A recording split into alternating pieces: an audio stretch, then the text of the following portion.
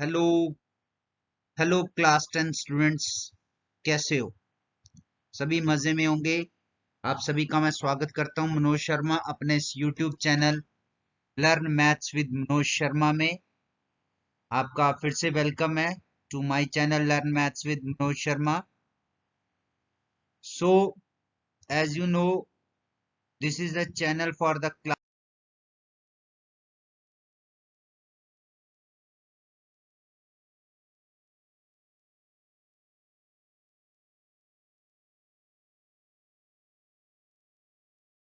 10th। ये 10th class का channel है। सो बेटा, चैनल को सब्सक्राइब जरूर करें। चैनल का नाम है learn maths with Manoj Sharma. और अगर वीडियोस अच्छे लगें तो शेयर करें, लाइक बटन को प्रेस करें, ठीक है, कमेंट जरूर करें और टर्न ऑन करें बेल नोटिफिकेशंस, ताकि आपको नए वीडियोस की नोटिफिकेशंस मिलती रहें। सो बेटा, don't forget to subscribe learn maths with Manoj Sharma. तो शुरू करते हैं बेटा आज का टॉपिक। आज हम क्लास 10th मैथमेटिक्स में चैप्टर सेकंड को डिस्कस करने जा रहे हैं, पढ़ने जा रहे हैं। नाम है जिसका पॉलिनोमियल्स। और आज हम डिस्कस करेंगे एक्सरसाइज 2.2। और इस एक्सरसाइज का ये फर्स्ट वीडियो है। ये एक्सरसाइज बेटा 2 वीडियोस में खत्म होगी, ये फर्स्ट वीडियो है। तो let us start. So exercise 2.2 question है, find the zeros of the following quadratic polynomials and verify the relationship between the zeros and the coefficients। निम्न द्विघात बहुपदों के शून्यक ज्ञात कीजिए और शून्यकों और गुणांकों के बीच संबंध की सत्यता की जांच कीजिए। ठीक है बेटा, तो आपको द्विघात बहुपद दिए गए होंगे, ठीक है, तो आपने उनके जीरोस फाइंड आउट करने हैं। उनके जीरोस और कॉफिशिएंट्स, शून्यकों और गुणांकों के बीच संबंध की सत्यता की जांच करनी है। ठीक है, तो थोड़ा सा पहले एक बार दोबारा समझ लेते हैं, रिवाइज कर लेते हैं कि कॉफिशिएंट्स क्या होते हैं या जीरोस क्या होते हैं या गुणांक क्या होते हैं। तो एक बार फिर से देख लेते हैं। उसको समझने के लिए हम एक पहले क्वेश्चन ही ले लेते हैं, जो हमारे इस क्वेश्चन का फर्स्ट पार्ट है। इसी में से हम देख लेते हैं। हमारे इस क्वेश्चन का जो बेटा ये फर्स्ट पार्ट है, that is x square minus 2x minus 8। पहली बात तो ये एक द्विघात बहुपद है। क्यों है? क्योंकि इसकी घात कितनी है? 2 है।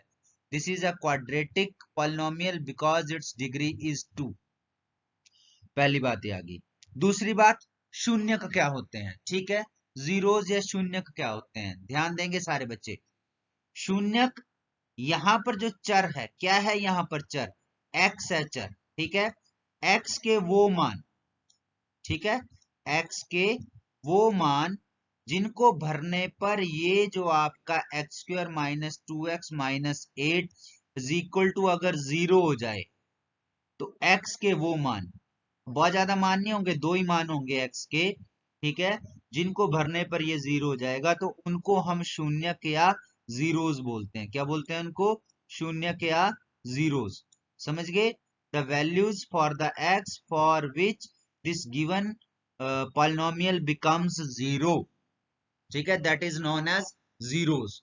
तो पहली बात तो होगी शून्यक क्या होते हैं। अब दूसरी बात, दूसरी जो चीज थी वो थे हमारे गुणांक। ठीक है, इंग्लिश में कॉफिशिएंट्स, इन इंग्लिश कॉफिशिएंट्स। अब कॉफिशिएंट्स क्या होते हैं या गुणांक क्या होते हैं? यहां पर जो आपका फर्स्ट टर्म है, पहला पद है, वो है आपका पहला पद है एक्स स्क्वायर। ठीक है, एक्स चर है, घात इसकी 2 है। तो अब गुणांक शब्द को अगर हम तोड़ें तो ये दो शब्दों से मिलकर बना है। यहां से तोड़ दें अगर, गुणा जमा अंक। ठीक है, तो एक्स स्क्वायर के साथ जो अंक गुणा हो रहा है वो अंक जो है इसका गुणांक होगा। अब जैसे 1 मिनट के लिए इसको छोड़ दें, दूसरा अंक ले लें, दूसरा पद ले लें, दूसरी टर्म जो है हमारी दैट इज 2x। यहां पर चर क्या है? x है। अब इसके साथ एक अंक गुणा हो रहा है। वो कौन सा अंक गुणा हो रहा है? दैट इज ये है -2। तो x का गुणांक हो गया -2। इसी तरह से एक्स स्क्वायर के साथ भी गुणा होता है क्या? 1। क्यों? क्योंकि एक जो है एक ऐसी संख्या है जिससे गुणा करने पर हमें वही संख्या प्राप्त होती है जिससे हम गुणा करते हैं। ठीक है, तो इसको हम मल्टीप्लिकेटिव आइडेंटिटी, गुणात्मक जो है भी मल्टीप्लिकेटिव आइडेंटिटी भी कहते हैं। ठीक है, क्यों? क्योंकि एक एक ऐसी संख्या जिससे मल्टीप्लाई करके वही संख्या दोबारा प्राप्त होती है। तो यहां पर एक्स स्क्वायर का जो आपका गुणांक है वो आ जाएगा 1। ठीक है, समझ गए मेरी बात? और ये जो तीसरा पद है क्या है? -8। ये हो गया आपका अचर पद। क्या बोलेंगे इसको? अचर पद, कांस्टेंट टर्म। ठीक है, ये है आपका अचर पद। तो ये आपने ध्यान रखना है, इन तीनों का ही उपयोग होगा। पहला एक्स स्क्वायर का गुणांक क्या है? Coefficient of x square. दूसरा एक्स का गुणांक कोफिशिएंट ऑफ एक्स। और तीसरा अचर पद या कांस्टेंट टर्म। ठीक है बच्चों, तो ये तो थे हमारे इसकी थोड़ी सी ब्रीफिंग जो अभी हमारे काम आए। ठीक है, तो अब क्वेश्चन को सॉल्व करते हैं। ठीक है, क्वेश्चन क्या है हमारा? Question is x square -2x -8। ठीक है, लेट अस सॉल्व इट। हल करते हैं इसको। X square -2x -8। ठीक है, अब इन क्वेश्चंस को हम लोग जो है मिडल टर्म स्प्लिटिंग मेथड से करते हैं, मध्य पद विभाजन विधि। अब मध्य पद सेंटर वाली टर्म, तो सेंटर वाली टर्म यहां पर क्या है? -2x। -2x को हमने स्प्लिट करना है, बांटना है। किस तरह से? इस तरह से बांटना है, ये ध्यान देंगे आप कि इसको इस तरह से बांटना है कि जोड़कर दो अंकों में बांटना है -2 को, कि जोड़कर तो -2 ही आना चाहिए। ठीक है, और गुणा करके क्या आना चाहिए? एक्स स्क्वायर का गुणांक मल्टीप्लाइड बाय अचर पद। यानी जो आपका गुणा है, प्रोडक्ट है, सम आ गया -2 and product is 1 multiplied by -8, that is equal to -8। यानी हमने दो ऐसे नंबर्स में, दो ऐसे अंकों में बांटना है -2 को कि जिनको मल्टीप्लाई करके आए -8 और प्लस करके आए -2। ठीक है, तो इसका सबसे बढ़िया तरीका होता है 2 को बांटने की बजाय 8 के गुणनखंड, ये जो प्रोडक्ट है इसके फैक्टर्स फाइंड आउट कर लें, आप इसके गुणनखंड कर लें। ठीक है, तो जैसे 8 के गुणनखंड होते हैं 4 गुणा 2। ठीक है, 4 दूनी 8 होते हैं। और अगर हम 4 में से 2 को घटा दें तब भी 2 मिल जाते हैं ना। तो सम का मतलब ये होता है कि सिर्फ जोड़ के नहीं आए, जोड़कर भी आ सकें और माइनस करके भी आ सकें।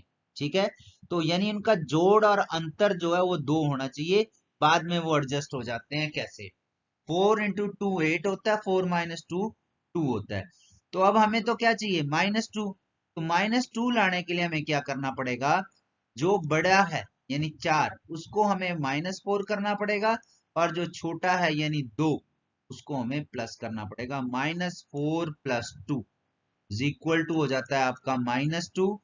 लिख सकते हैं बेटा आप साथ में। और -4 इंटू 2 अगर आप इसको मल्टीप्लाई करते हैं तो ये होता है -8। ठीक है बच्चों, तो हमारे पास दो फैक्टर्स आ गए इसके। कौन कौन से? -4x + 2x। ठीक है, तो हमने -2x को दो उसमें टर्म्स में स्प्लिट कर दिया, दो पदों में विभाजित कर दिया। किस किस में? -4x = 2x और -8 आपका एज इट इज आ गया। ठीक है बच्चों, तो चलिए अब नेक्स्ट स्टेप में क्या करना है? आपने कॉमन लेना है। किस किस से? पहले इन दोनों में से। सो x² - 4x में से क्या कॉमन आ जाएगा? अगर आप देख रहे हैं तो यहां पर इन दोनों में x कॉमन है, तो x कॉमन आ गया, उभयनिष्ठ आ गया। यहां से x आ गया, x ये बाहर है, -4, राइट। प्लस इसी तरह से इन दोनों में भी कॉमन लेना है, 2 और 8 में से 2 कॉमन है तो 2 कॉमन आ गया, x माइनस 2 चौके 8, 2 4 8 होते हैं तो यहाँ भी 4 आ गया। आप चेक कर सकते हैं, यदि आपको यहाँ चेक करने का तरीका होता है, यदि आपके ये दोनों थर्ड स्टेप में सेम है तो आपका क्वेश्चन ठीक है, तो कोई गलती, ठीक है। तो इस तरह से जो नेक्स्ट स्टेप में क्या आ जाएगा, एक तो कॉमन है वो एक बार आ जाएगा, x माइनस 4 आ गया, और जो बाकी है x प्लस 2 ये दूसरी ब्रैकेट, राइट। या दूसरे शब्दों में इसमें इन दोनों में कॉमन x माइनस 4 जो ब्रैकेट है वो आ गई, और यहां से x आ गया और यहां से 2, ठीक है। तो हमारे पास क्या आ गया, x minus 4 into x plus 2। अब जीरोस निकालनी है। The value of x square minus 2x minus 8 is equal to 0। X square minus 2x minus 8 का मान 0 होगा यदि x minus 4 is equal to 0, यानी ये दोनों 0। तो एक बार हो गया आपका x minus 4 is equal to 0, और दूसरी बार हो गया x plus 2 is equal to 0। तो यहां से आ गया x is equal to 0 plus 4, और यहां से आ गया x is equal to 0 minus 2, ठीक है बेटा। तो x इज इक्वल टू आ जाएगा आपका 4, और x इज इक्वल टू आ गया आपका माइनस 2। सिंपल है, ये तो समझ आ गया होगा, ठीक है। तो ये आगे x के शून्यक, यानी x के वो मान कौन कौन से, 4 और माइनस 2 है। यदि इन दोनों मानों को 4 और माइनस 2 को हम x की जगह भरेंगे तो ये 0, इसलिए इन्हें शून्यक है, ठीक है। चलिए आगे। तो सम ऑफ जीरोस, अब दूसरा जो भाग था इसका प्रश्न का वो था गुणांकों के बीच, ठीक है, शून्यकों और गुणांकों के बीच संबंध की सत्यता की जांच करना, to verify the relationship between coefficients and zeros. अब वो कैसे करना है वो देख लीजिए।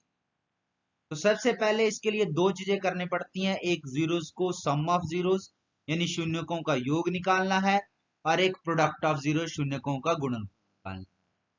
पहले निकालेंगे सम ऑफ जीरो शून्यकों का योग। तो शून्य क्या क्या है, 4, और दूसरा है माइनस 2। 4 प्लस माइनस 2 कितना आ गए, 2, और ये इज इक्वल टू, अगर हम इसको लिखें, और ये जो बेटा संबंध है वो आना चाहिए माइनस बी अपॉन ए, या दूसरे शब्दों में minus coefficient of x upon coefficient of x square, ठीक है। शून्यकों का योग जो है वो किसके बराबर होना चाहिए, ये देख लीजिए इधर, minus coefficient of x upon coefficient of x square, और आप इसको इधर से देख लीजिए, अब कितना आया, 2, ठीक है। और ये 2 किसके इक्वल है, यदि आप उस इक्वेशन को देखेंगे तो इक्वेशन थी आपकी, वहां ध्यान देंगे, x square minus 2x minus 8। तो कॉफिशिएंट ऑफ एक्स क्या है, वहां पर देखिए एक्स का गुणांक मैंने लिखा था माइनस 2, और माइनस फॉर्मूले का लगा दें बटे 1, तो माइनस माइनस प्लस तो आ गया 2, तो यानी ये हिंदी में माइनस एक्स का गुणांक बटे एक्स स्क्वायर का गुणांक। इसी तरह से दूसरा संबंध कैसे निकालना है, प्रोडक्ट ऑफ जीरोस शून्यकों का गुणनफल। अब 4 गुणा माइनस 2 कितना आया, माइनस 8, ठीक है। ये किसके इक्वल होना चाहिए, ये होना चाहिए constant term upon coefficient of x square, अचर पद बटे एक्स स्क्वायर का गुणांक। तो देख लीजिए अचर पद हमारा माइनस 8 ही है, और कोएफिशिएंट ऑफ एक्स स्क्वायर यानी जो एक्स स्क्वायर का गुणांक है वो है 1, और माइनस 8 बटे 1 क्या होता है आपका, माइनस 8 ही होता है। सो दिस इज, ठीक है। तो इस तरह से आपने ये करने हैं। अब चलते हैं नेक्स्ट पार्ट की ओर, ठीक है। तो नेक्स्ट जो है हमारा सेकंड पार्ट है 4s square minus 4s plus 1। तो अब ये बेटा हम थोड़ा जल्दी करेंगे इस क्वेश्चन को, पहले पार्ट को 10-12 मिनट लग गए, ठीक है, तो लंबी हो जाएगी वीडियो, थोड़ा फास्ट करेंगे। सो 4s square minus 4s plus 1, तो यहां पर अगर हम देखते हैं थोड़ा फटाफट कर लेंगे, तो हमारा जो s है वो आना चाहिए, s is equal to minus 4 होना चाहिए, और p जो है हमारा गुणनफल जो है वो होना चाहिए इन दोनों का गुणनफल, जैसे मैंने पहले बताया था 4 और 1 का, 4 एकम 4, ठीक है। तो जोड़कर माइनस 4 आना चाहिए और गुणा करके 4 आना चाहिए। तो तो जो 4 मल्टीप्लाई और वो होता है 2 + 2 4 होते हैं, 2⁴ और जोड़ें तो 4। तो इसको भी माइनस कर दें, इसको भी माइनस कर दें, तो ये जोड़कर कितना बन गया -4। और अगर इन दोनों को मल्टीप्लाई करेंगे -2 को -2 से, तो जो है आपका प्लस का ओके। तो यानी हमारे जो दो पद आए जिसमें हमने मिडिल टर्म को स्प्लिट किया, मध्य पद का विभाजन किया, वो आ गया 4s² - 2s - 2s + 1। ठीक है बच्चों, अब कॉमन ले लीजिए। तो इन दोनों में 2s कॉमन है। क्या कॉमन है 2s, 2 और यहाँ s² से s, तो 2⁴ यहाँ 2 आ गया, एक s इधर है तो दूसरा s अंदर आ गया, -2s पूरा ही बाहर है तो 1। और यहाँ पर अगर कुछ भी कॉमन ना हो तो एक कॉमन लेते हैं, ठीक है, क्योंकि एक जो है सभी का गुणनखंड है। तो -1 आ गया और ब्रैकेट यहां से 2s, अब बाहर माइनस आ गया तो ये अंदर प्लस क्या हो जाएगा -1 ब्रैकेट। ठीक है, तो इस तरह से 2s - 1 × 2s - 1 इसके दो फैक्टर आ गए। ठीक है, अब भाई the value of 4s² - 4s + 1 = 0। ये 0 कब होगी 4s² - 4s जमा 1 का मान 0 कब होगा। ठीक है, इफ यदि 2s - 1 = 0 हो या 2s - 1 = 0, दोनों सेम ही है। तो 2s = -1 दूसरी साइड चला जाएगा बेटा, ये दूसरी साइड जाकर +1 हो जाएगा दोनों तरफ ही। ठीक है, तो इस तरह से क्या आ गया s = ये 2 जो है अब आपका दूसरी साइड जाकर डिवाइड हो जाएगा, इसके नीचे आ जाएगा। s = हाफ और s = 1/2, 1/2 यानी 1/2। तो हमारे दो शून्य का आगे 1/2 और 1/2। अब संबंधों की जांच करनी। ठीक है, तो चलिए इक्वेशन हम थोड़ी साइड पे लिख लेते हैं कि हमें याद रहे, ध्यान रहे। सम ऑफ जीरो, शून्यकों का योग। क्या है बच्चों शून्यक 1/2 जमा 1/2। जोड़ेंगे क्या आ जाएगा 1 जमा 1/2 यानी 2/2 आ गया और काट के आ गया 1।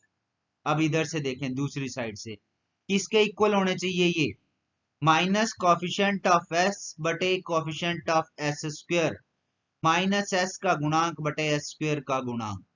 तो s का गुणांक क्या है -4, ये देख लीजिए -4 है, बटे s² का गुणांक कितना है 4, माइनस ये फार्मूले वाला, ये माइनस यहाँ आ गया, और s का गुणांक यानी कॉफिशिएंट ऑफ s ये -4 अलग से आ गया।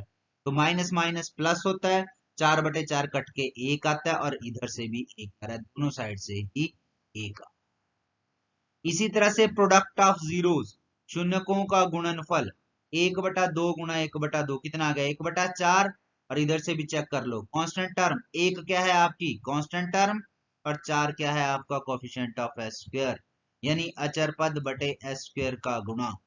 तो ये भी सत्य सिद्ध हो गया। ठीक है, तो ये भी सत्य हो गया। तो ये था सेकंड। अब थर्ड करते हैं।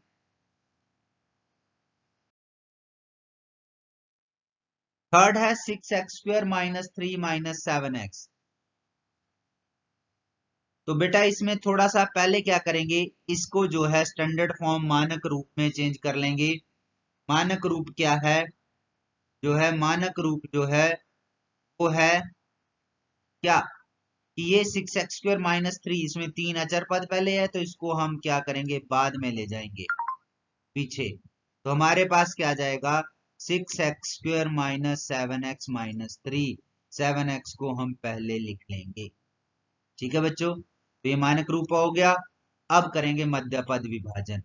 तो हमारे पास किसको बांटना है, हमने इस तरह से 7 को बांटना है कि जोड़कर घटाकर -7 आए, गुणा करके 6 × -3, इन दोनों का गुणनफल 6 × -3 -18। तो सिंपल सा होता है, फटाफट दिमाग में आता है 18 कैसे बनता है 9 दूनी 18, क्या बनता है 9 × 18, 9 दूनी 18, और 9 में से 2 घटा दें तो 7 बचते हैं। पर हमें -7 चाहिए, इसलिए क्या करेंगे, 9 को माइनस कर देंगे और 2 को प्लस कर देंगे, तो हमारे पास आ जाएगा 6x² minus 9x plus 2x minus 3, तो क्या 7 इसमें टूटा, -9x प्लस 2x में। अब कॉमन, ठीक है, तो ये 6 और 9 3 के टेबल पे आते हैं, इसलिए कॉमन आएगा 3, और दोनों में x x है तो x भी आ जाएगा कॉमन, तो हमारे पास आ गया 3x इंटू ब्रैकेट में 2x माइनस 3, कैसे 3 टू द 6 x x माइनस 3 3 द 9 x बार आ गया है, और इधर दोनों में 1 कॉमन है क्योंकि और कुछ भी कॉमन नहीं है, तो 1 कॉमन है, तो +1 और 2x माइनस, इस तरह से यहां पर क्या आ गया, 2x minus 3 into 3x plus 1, ठीक है, 2x माइनस 3 कॉमन आ गया, और फिर क्या आ गया 3x, इधर से +1, ठीक है बच्चों। तो अब जीरोस फाइंड आउट करते हैं, लिख लीजिए, the value of 6x² minus 7x minus 3 is equal to 0, ठीक है। अब उसके बाद 6x² माइनस 7x माइनस 3 का मान क्या होगा, 0 होगा, यदि 2x minus 3 is equal to 0 और 3x plus 1 is equal to 0, दोनों ही 0 होने चाहिए बारी, ठीक है, एक बार ये और एक, तो इस तरह से क्या आ गया बेटा, 2x is equal to 0 plus 3 और 3x is equal to 0 minus 1, ये तो समझाने की जरूरत नहीं है, ये उधर जाकर माइनस हो जाएगा, ये इधर जाकर प्लस हो जाएगा, इस तरह से क्या आ गया, x इज इक्वल टू 3/2 और x इज इक्वल टू -1/3, ठीक है, ये 2 इधर नीचे आ जाएगा और इधर से 3 नीचे आ जाएगा, तो 2 जीरोस आ गई, 3/2 और -1/3, ठीक है बच्चों।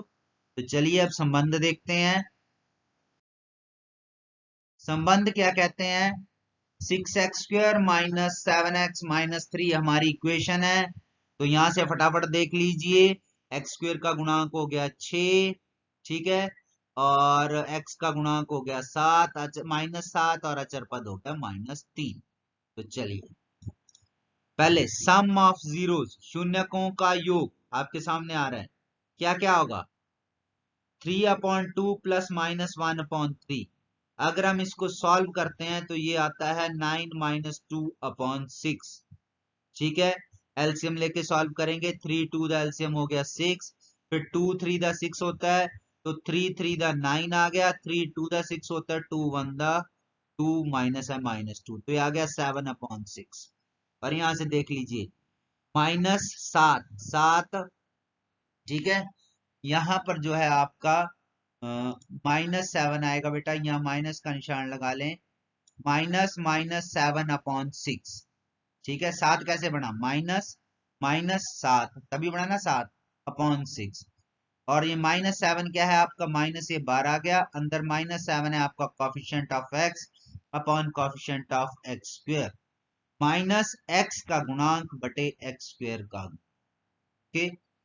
इसी तरह से प्रोडक्ट ऑफ जीरोस, शून्यकों का गुणनफल, गुणा कर दीजिए फटाफट, 3/2 इंटू -1/3, 3 से 3 कट जाएगा, या काटना काट दो, नहीं काटना है तो भी ऐसे ही लिख दो, ऐसे जरा सिंपल है, -3/6, नहीं काटा मैंने, -3/6 ही रहने दिया, जो -3 है वो आपकी कांस्टेंट टर्म है, देख लीजिए, अपॉन 6 कोएफिशिएंट ऑफ x², अचर पद बटे x² का गुणांक, इसका मतलब ये वाला संबंध भी सिद्ध हो गया है, ठीक है बेटा, ओके, कर लिया सभी ने, वेल डन, चलिए बहुत अच्छे, आगे चलते हैं अब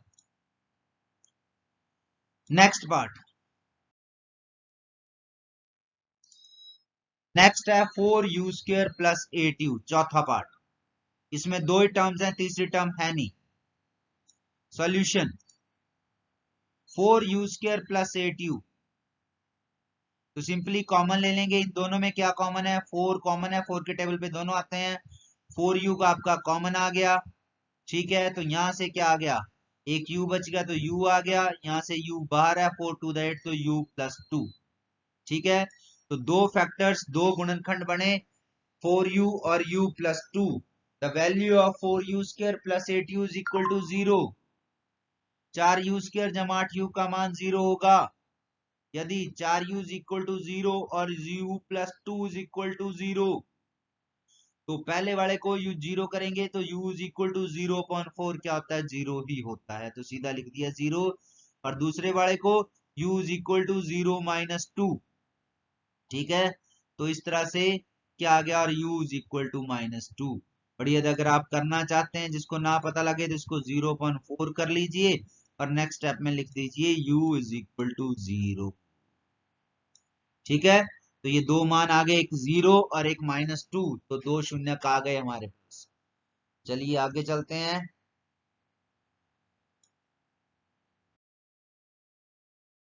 अब संबंधों की जांच भी कर लेते हैं। ठीक है, इक्वेशन है 4u स्क्वायर जमा 8u बहुपद। तो सम ऑफ जीरोस फटाफट लिख लीजिए, शून्यकों का योग। तो 0 जमा -2 कितना आएगा, -2। और वहां पर क्या क्या है, -2 कैसे है, -8/4 दूनी 8 होते हैं। और जो -8 है, -8 माइनस ये फार्मूले का 8 का क्या है, coefficient of u, coefficient of u square minus u का गुणांक बटे u स्क्वायर का गुणा। ठीक है, अब प्रोडक्ट ऑफ जीरो, शून्यकों का गुणनफल, 0 गुणा -2 0। अगर आप देख रहे हैं तो हमारे पास अचर पद है ही नहीं है, कांस्टेंट टर्म 0 है नहीं है, तो 0/4 भी क्या होता है, 0 होता है। इसके बराबर हो गया constant term upon coefficient of u square, अचर पद बटे u स्क्वायर का गुणा, अचर पद बटे u स्क्वायर का गुणा। ठीक है बेटा, तो ये हो गया हमारा fourth part. Now come to the fifth part, पांचवा पार्ट करते हैं। फिफ्थ है टी स्क्वायर -15। यहाँ भी दो ही पद है। अब यहाँ पर जो है x वाला पद जो है वो खत्म। ठीक है, तो सॉल्यूशन हल, टी स्क्वायर -15, टी स्क्वायर -15 को हम √15 वर्गमूल 15 का वर्ग लिख सकते हैं, ये देख लीजिए। क्यों लिखा, क्योंकि यहाँ पर हम एक फार्मूला लगाएंगे। वो फार्मूला क्या है, यदि आपको याद होगा, A square minus B square बराबर है A square, no sorry, A plus B bracket close, bracket में बंद कर दीजिए, गुणा ए माइनस बी। ठीक है, तो ए हो गया आपका टी और बी हो गया आपका वर्गमूल 15। ठीक है, इसलिए इसे वर्गमूल 15 का स्क्वायर लिखा। ठीक है, स्क्वायर रूट ऑफ 15 इसीलिए लिखा गया। तो नाउ तो ये क्या बन गया, t plus √15 upon t minus √15, zeros. The value of t square -15 is equal to 0 if, ठीक है, टी स्क्वायर -15 का मान 0 होगा इफ, यदि, तो आपको पता ही है, एक बार t plus √15 is equal to 0 या और या t -15 इज इक्वल। जब पहला 0 होगा तो t इज इक्वल टू √15 उधर जाकर -√15 आ जाएगा, t इज इक्वल टू -√15 और ये माइनस उधर जाकर प्लस हो जाएगा और t इज इक्वल टू। तो ये हमारे पास दो शून्यक अथवा दो जीरोस आ गए, we get the 2 zeros। Now अब क्या करना है, अब करना है इनके संबंधों की जांच। ठीक है, टी स्क्वायर -15 ये सिंपल ही होगा, सम ऑफ जीरोस √15 प्लस माइनस √15, दोनों को जोड़ेंगे तो प्लस और माइनस कट जाएंगे, वी गेट, सॉरी 0, ये यहाँ माइनस नहीं आता बेटा, 0 के साथ कोई माइनस नहीं आएगा, इसको रब कर दें, ओनली 0। ठीक है, तो इसको हम ये लिख सकते हैं -0/1, तो फार्मूले का है। और 0 जो है यहाँ पर हमारे पास t वाली टर्म है ही नहीं है, तो उसका कोफिशिएंट क्या होगा, 0। तो minus coefficient of t upon coefficient of t square minus T का गुणांक बटे टी स्क्वायर का गुणा। ओके बच्चों, क्यों, क्योंकि t वाली टर्म ही नहीं है तो उसका गुणांक हुआ 0। अब आ गया प्रोडक्ट ऑफ जीरोज, शून्यकों का गुणनफल क्या हुआ, √15 इंटू -√15 मल्टीप्लाई करके आ गया -15, इसको हम लिख सकते हैं -15 अपॉन 1। -15 आपका कांस्टेंट टर्म यानी अचर पद है, अपॉन 1 बटा 1 आपका coefficient of x square T square का गुणांक। तो ये भी सिद्ध हो गया, सिंपल है। ठीक है बेटा, तो ये पार्ट भी हमारा सॉल्व हो।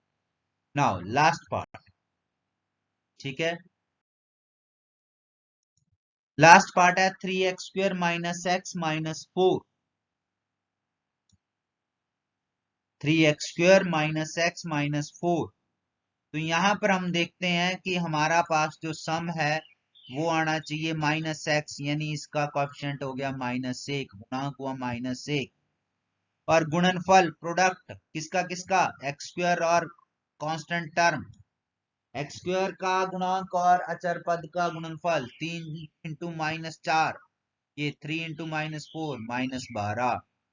तो -12 के क्या क्या होते हैं, सीधे ही मन में एकदम से दिमाग में आता है, 4 3 12 होते हैं जी। अब हमें चाहिए जोड़ के -1, -1 का मतलब है 1 को माइनस करना पड़ेगा, 1 को प्लस। तो 4 को माइनस का कर देते हैं और 3 को प्लस का कर देते हैं, तो ये -1 आ जाता है और गुणा -12 आता है। तो इस तरह से ये टूट गया किसमें, 3x² माइनस 4x जमा 3x माइनस 4 में। अब कॉमन ले लीजिए फटाफट, पहले में सिर्फ x कॉमन है तो क्या आ गया, x इंटू ब्रैकेट में 3x माइनस 4 ब्रैकेट बंद। दूसरे में कुछ भी कॉमन नहीं दिखाई दे रहा है, इसलिए एक कॉमन आएगा, +1 आ गया और अंदर आ गया 3x माइनस 4। ठीक है, तो इस तरह से क्या आ गया, 3x माइनस 4, राइट, और इधर से आ गया x प्लस 1। ओके, ठीक है बच्चों, तो अब ये फिर वही line, the value of 3x², वही कहानी, -x minus 4 is equal to 0, वही कहानी बार बार दोहराई जाएगी। x² माइनस 2x माइनस 8 बराबर 0 होगा इफ, यदि 3x माइनस 4 बराबर 0 और x जमा 1 बराबर 0। तो 3x हो गया 0 प्लस 4 माइनस 4 उधर जाकर प्लस हो जाएगा और x is equal to 0 minus 1। तो x इज इक्वल टू 4/3 आ गया, 3 इधर आकर भाग हो जाएगा और यहां पर x इधर -1 ही आएगा। तो 2 शून्य 2 zeros आई, x इज इक्वल टू 4.3 और x इज इक्वल टू -1। अब इनके संबंधों की जांच कर लेते हैं।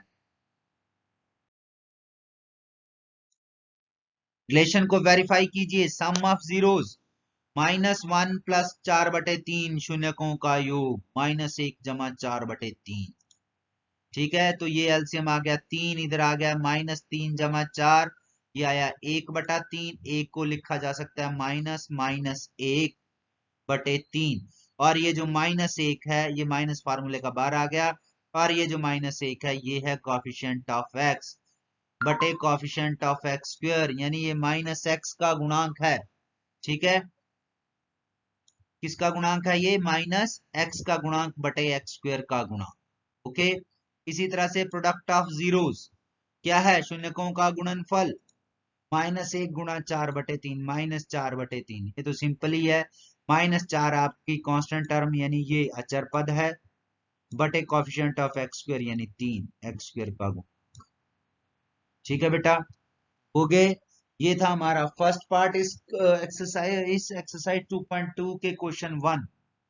ये फर्स्ट क्वेश्चन था, फर्स्ट पार्ट नहीं, फर्स्ट क्वेश्चन था, उसके 6 पार्ट थे, ये हमने सॉल्व कर लिए। मैं उम्मीद कर सकता हूं कि आप लोगों को समझ आ गए होंगे। बेटा वीडियोस को जरूर देखें, अगर अच्छे लगे तो शेयर जरूर करें। ठीक है, लगभग सारे चैप्टर्स के वीडियोस हैं, आपको मेरे उस पे मिलते रहेंगे। सो शेयर करें बेटा जितना ज्यादा से ज्यादा हो सकता है, कमेंट बॉक्स में जाकर कमेंट जरूर करें। Thanks for watching. Thank you बेटा, thanks for watching this video, but don't, जिसने अब तक सब्सक्राइब नहीं किया बेटा वो सब्सक्राइब जरूर कर लें। Learn maths with Manoj Sharma, और शेयर जरूर करें, शेयर करते रहें। ओके।